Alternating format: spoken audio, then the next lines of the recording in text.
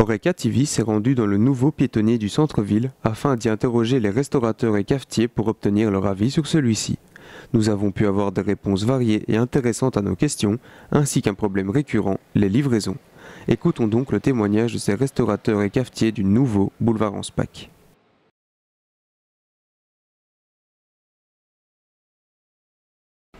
Cette semaine, c'était notre première livraison avec le piétonnier et sincèrement, on n'a pas eu de problème, on n'a pas eu de retard plus que d'habitude, donc non, il n'y a pas eu de problème. Oui, bien sûr, oui. C'est-à-dire que mes fournisseurs ont du mal à accéder facilement, étant donné que le plan de circulation a été mal informé. Et moi-même, je me suis allé m'informer sur le site internet de la ville. Et c'est vraiment incompréhensible. Depuis que le piétonnier est en place, on n'a pas eu vraiment de soucis. Je sais que le chef a dû commander pour un groupe qui s'est rajouté hier. Il a dû commander du poisson en urgence. Et je sais que ça a mis du temps à venir. Mais c'est arrivé, en retard, mais c'est arrivé. Je ne sais pas comment ils ont fait, mais c'est arrivé.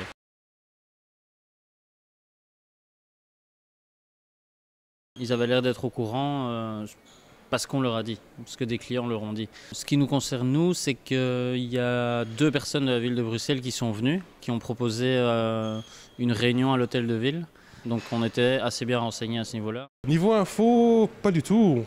J'avoue que même dans le journal qu'on reçoit tous les jours, il n'y avait aucune carte, aucune mention, aucune information mentionnant voilà, comment ça se déroulerait ou bien quelles étaient les heures d'accessibilité ou autres. On n'a vraiment eu aucune information.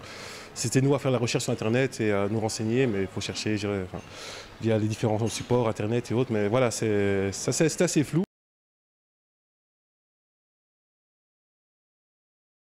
Je pense que ça mettra beaucoup plus de temps.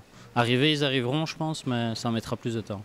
Ça peut pas traîner, ça s'est déjà arrivé. Ils nous ont déjà informé que si on devait faire appel à eux, il fallait bien anticiper et on va dire mordre sur notre chic en espérant qu'ils arrivent au plus vite. Avant que le pionnier soit une réalité, donc là oui, quand on téléphone, ils viennent, dans 2 heures par exemple.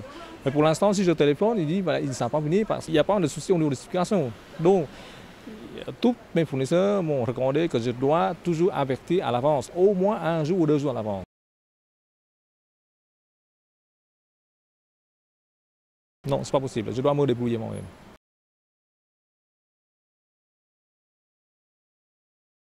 Non, je pense que on est en plein centre, le tram dessert, le métro dessert, la gare du Midi ou la gare centrale, la gare du Nord sont pas très loin. Non, moi je trouve que c'est bien accessible. Non, on a eu beaucoup plus de monde et notre clientèle habituelle est plutôt ravie de ce changement.